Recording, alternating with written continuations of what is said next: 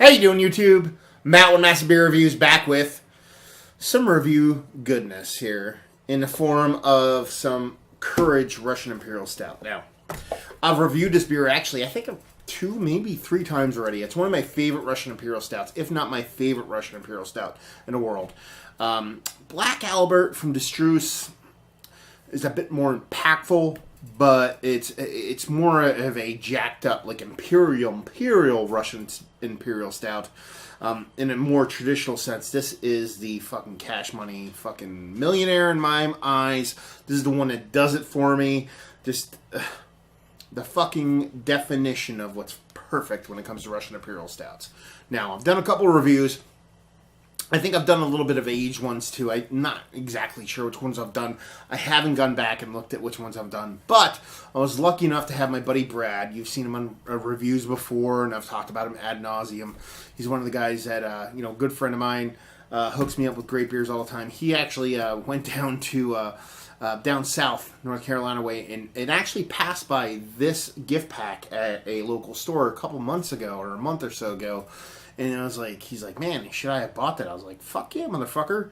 And he consequently, a month or so later went back, and there it was still sitting there. And he asked the owner how many he had, and he had an ass ton, and he bought them all. And I was pretty enough to get one of these. So I figured I'd review one of these beers. I'm going to review both of them. I just like to do it out of the gift pack and just do it straight up and not even wash the fucking glass. I'm going to drink it all straight and see what fucking happens. So, as far as what it actually says on the box or bottle or whatever you want to say, it says 2012-2013 vintage. I'll be doing a 2012 limited edition Courage Russian Imperial Stout. Or Imperial Russian Stout, sorry. Brewed to perfection only once a year. Enjoy now or allowed to mature up to 13 years. It goes way longer than that. As far as what it says on the back of this box, this batch contains two vintages of Courage Imperial Russian Stout and Commander branded glass. That's the sexiest part about this whole deal. This pairing is the perfect gift for an Imperial Stout connoisseur or the novice looking for a refined beer experience. We encourage you to drink responsibly.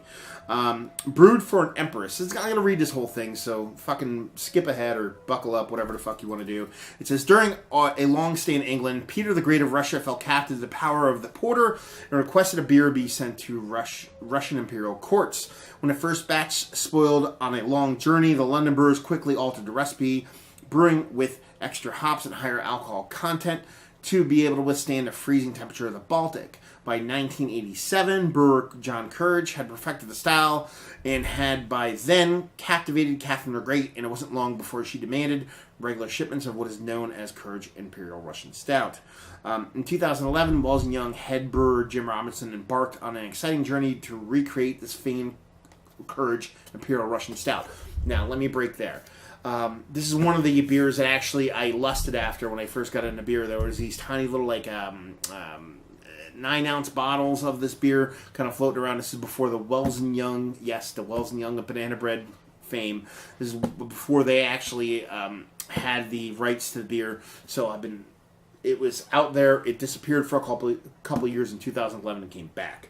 Anyway, a labor love for Jim, who crafted the beer when it was last brewed at its original Hoytstern Down, I butchered that, brewery in London in 1982. Brewed to perfection only once a year, only about 200,000 bottles of the 2012 vintage were available worldwide. Each bottle has been individually numbered and bears head brewer Jim Robinson's signature and his personal stamp of approval. With a high degree of hop and alcohol content, Courage Imperial Russian Stout has the keeping quality of a fine wine. Enjoy your beer now or allow it to mature for up to 13 years. Should you have the patience, store your beer in an area with low light and moderate constant temperatures for best results. There you go. A whole lot of fucking verbiage. Other shit on the side. We're not going to read all that. We're just going to crack into it and see what she's got. Like I said, didn't open this at all in any form or fashion. I'm just going to take it out. I'm going to use the glass. It was in my fridge, so there's going to be a little bit of condensation on the glass itself. We'll go with 2012 vintage. Of course we will. And see what this sucker has to offer. See if we can just actually yank this glass out of there. And we can. Thank you very fucking much. And save this other one. I am going to a dinner with business friends on, let's see, Yeah, that fucker's pretty dirty, but what do we care? I'm going to go on dinner tomorrow, actually. I'm going to bring one of these with me.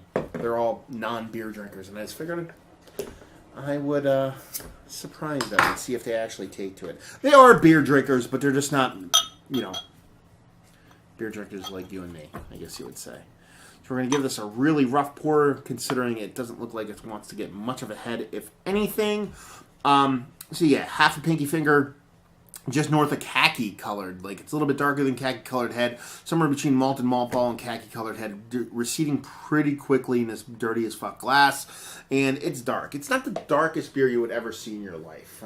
There's a bit of condensation. Like I said, it was sitting in my fridge, so you can get a little bit of color out of this sucker, but I mean, you're not really getting much. Pretty dark, little bit of more brownish than mahogany color around the edges. So yeah. Does she look like an Imperial Stout? Yes, she fucking does. So, she looks the part. Let's see if she smells the part. That's the fucking goods right there. God damn. It's total. Wow. It almost smells barrel aged. You're getting a lot of like that kind of like I just want to keep huffing it. I'm sorry. You're getting tons of cherry. You're getting tons of, like, red, dark, ripened fruits off of this. You're getting a dark baker's chocolate, but in a cherry cordial kind of way. I've said that ad nauseum with the past reviews. A lot of cherry cordial going on in this sucker.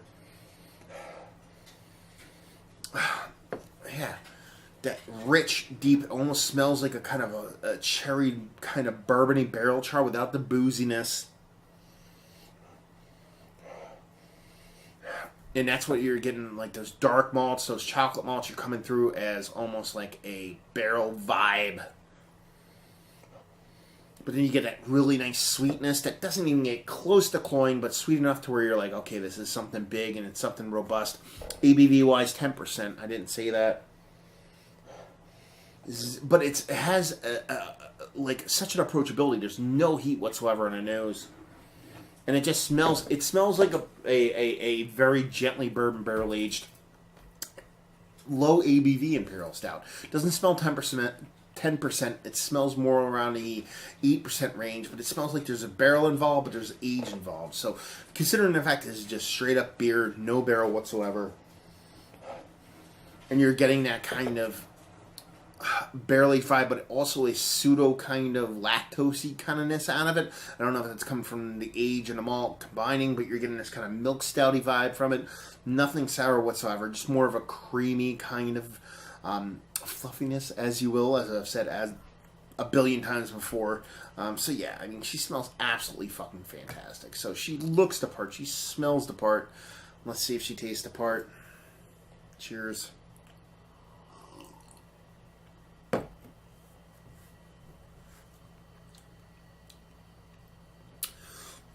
Way more roast in mouth than you expect based off the nose. I am getting a decent heap of bitterness from that malt too, and a little bit of kind of like a pseudo kind of milk stouty sourness kind of going on, but it all kind of works. It's got an impactfulness to it in such a good way, in such an aged way. I actually thought it was going to be a much different beer based off the nose, to be perfectly honest with you, so I'm totally fooled by it. It doesn't taste like it aged like super crazily good.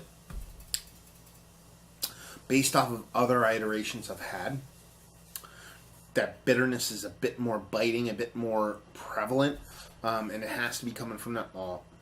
But it's still really fucking fun. Let's put it that way. It's not exactly what I remember based off some of the other Courages that I've had over time. But this one is just... a fun experience. So we have on here, it says 16/8/25. So going by a 13-year rule, that gives you the 12 on here. And it's, you're talking about, August 16th. This is August 4th. So, or 3rd. Sorry, 3rd. So yeah, I mean, you're almost to a T year-wise, being 3 years or 5 years, 3, 4, let's do math, 4 years old. And it's just a fun beer. I'm going to say I'm a little bit disappointed, though. I've had these in the past, and they just drank way better than this one. This one is a bit more bittering than I'm typically used to. So while it's really fun, it's a really fun trip to go down, I think this one's a little bit of a miss for me. But it's still pretty damn fucking fun to go down that road. So let's talk about it. It's one of the better... I'm going to do it this way. It's one of the better Courage Russian Imperial Stouts I've had as of late. I'm going to say no. It's great packaging. You got a glass with it. The whole pomp and circumstance of the whole fucking thing is fantastic. But it just kind of leaves a little bit to be desired for me. And I've had these, like I said, I've reviewed them a couple times. So I've had them once or 3 or 5 times over the past couple of years. And this is definitely a little bit less than what I typically expect from this beer. Value and availability. I believe, I didn't actually pay Brad yet, but I will when I will. These are $17. So you're talking about 2 bottles, vintage style, with a glass, at whatever, $17. That is bonkers good. I don't care how this beer is drinking right now. Just the whole package itself and the ability to get what you can get out of this. It does not suck. Availability, I've never actually seen these gift packs before, so I will skip over that and just get to the point, which is, if you like what, will you like this?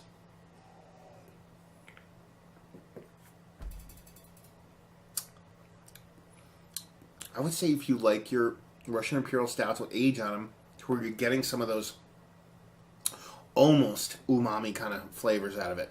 It's stopping short of soy sauce. It's stopping short of that straight up savoriness, but you are getting that kind of subtle raisinettiness, to where you're getting a bit more edging towards savoriness out of it. If you like that in your Russian Imperial Stouts or your stouts in general, but you want a little bit more bittering to it. I know a lot of you guys out there actually like your bittering when it comes to your Russian Imperial Stouts. I'm looking at you, North Coast Old Rasputin.